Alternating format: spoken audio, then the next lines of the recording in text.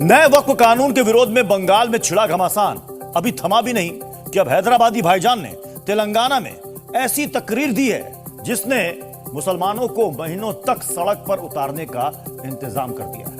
ओवैसी ने मौलानाओं से भरे मंच पर खड़े होकर हजारों मुसलमानों को किसान आंदोलन की तरह प्रदर्शन करने को कहा है। लेकिन भाईजान की धमकी कितनी भी हो, धमाका और धमक तो योगी के काम की है। तभी तो यूपी में ओवैसी की कोशिश का कोई असर नहीं दिखेगा, ये खुद यूपी के हिंदू मुसलमान कह रहे हैं। क्योंकि एक तो यहां योगी है, दूसरा योगी फोर्स के इंतजाम यहां पर इतने टाइट हैं। सिर्फ मुसलमानों की मस्जिदों को छीनने की कोशिश कर रहे हैं।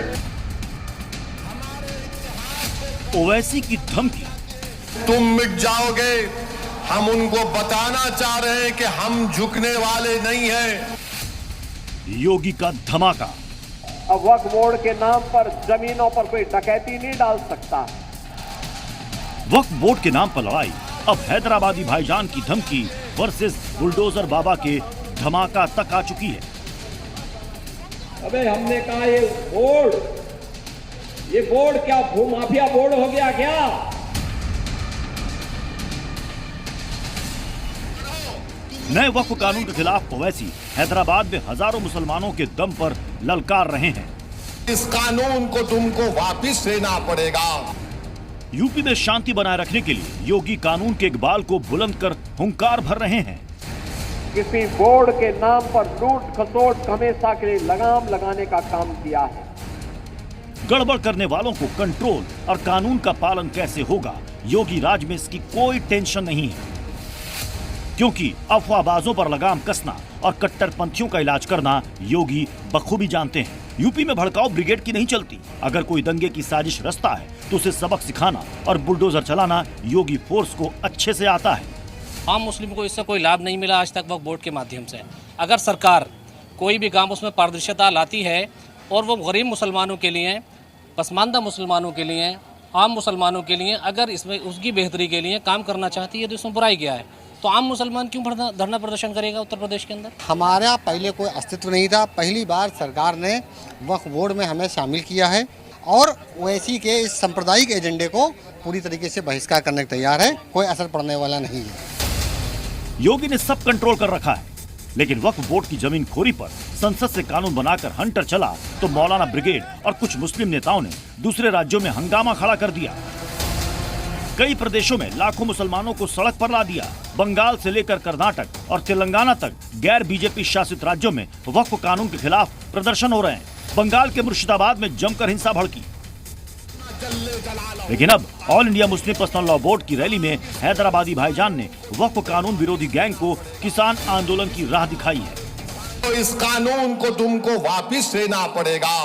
जिस तरह हमारे किसान भाइयों ने हमको रास्ता दिखाया, हम उसी रास्ते पर एहतजाज करेंगे। ओवैसी की तकरीरों का असर ये हो रहा है कि अब खुलेआम सड़क जाम करने और हाईवे ब्लॉक करने की धमकी दी जा रही है।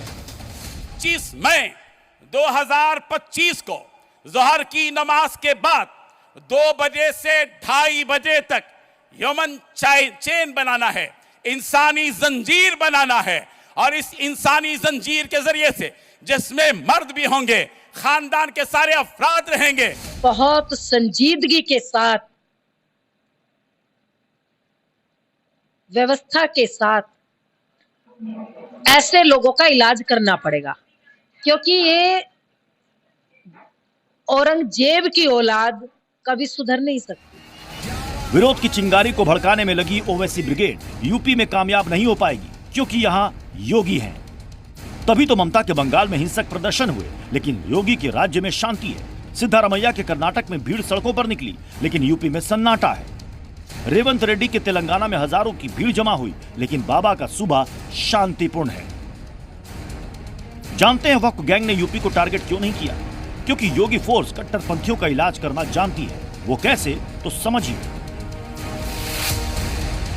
योगी फोर्स यूपी में वक्फ के अवैध कब्जे वाली संपत्ति की लिस्ट तेजी से तैयार कर रही है। जहां जहां भी वक्फ बोर्ड का अवैध कब्जा है, उस पर बुलडोजर चला रहे हैं। यूपी में जहां भी अवैध मस्जिद, मदरसा, दरगाह है, उसे तोड़ रहे हैं।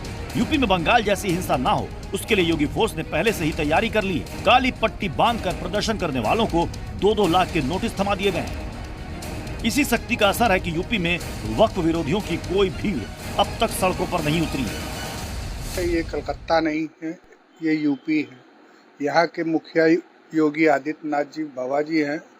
बाबा जी ऐसे लोगों का इलाज करना बहुत अच्छे से जानते हैं। पश्चिम बंगाल नहीं है, ये बाबा योगी आदित्यनाथ की का स्टेट है। यहाँ पे गुंडे बदमाशों को, आतंकवादियों को दौड़ा के मारा जाता है और यहाँ पे किसी भी तरीके का कोई बदमाशी नहीं कर सकता है। यूपी वाले अपने राज्य में कोई उपद्रव नहीं होने देंगे क्योंकि यहाँ योगी का शासन है। वैसे भी योगी पहले ही वक्फ बोर्ड को माफिया बोर्ड बताकर अपने इरादे जाहिर कर चुके हैं। पुलिस धमक से, शासन धमक से चलता है और वही धमक आज प्रदेश के अंदर माफिया के अंदर दिखाई दे रही है। वक्फ की कब्जा नीति का खेल खत्म हो रहा है तो कई मौलानाओं और मुस्लिम नेताओं को परेशानी होने लगी है। ओवैसी भी उनमें से एक है जो मुसलमानों को जुटाकर मिटने मिटाने की बातें कर रहे हैं। वैसे ही चाल शतरंज की हो या सियासत की, सिर्फ अपना ही फायदा नहीं देखा जाना चाहिए। और जब देश की संसद ने किसी कानून पर मुहर लगा दी, फिर क्यों उस पर अधूरी जानकारी और अफवाह फैलाकर बवाल की स्क्रिप्ट लिखी जा रही है। वक्फ बोर्ड से संबंधित एक अत्यंत महत्वपूर्ण अधिनियम को संसद में, लोकसभा में पारित किया है। कानून बन गया तो सबको पालन करना होगा, लेकिन विरोध में हिंसा करने वाले इतना समझ लें, मुस्लिम वोट बैंक की राजनीति करने वाले नेताओं के राज में उनकी ये चाल कुछ हद तक चल सकती है। लेकिन योगी राज में वक्फ कानून विरोध के नाम पर कट्टरपंथी साजिशें कामयाब नहीं होंगी। ब्यूरो रिपोर्ट, जी मीडिया।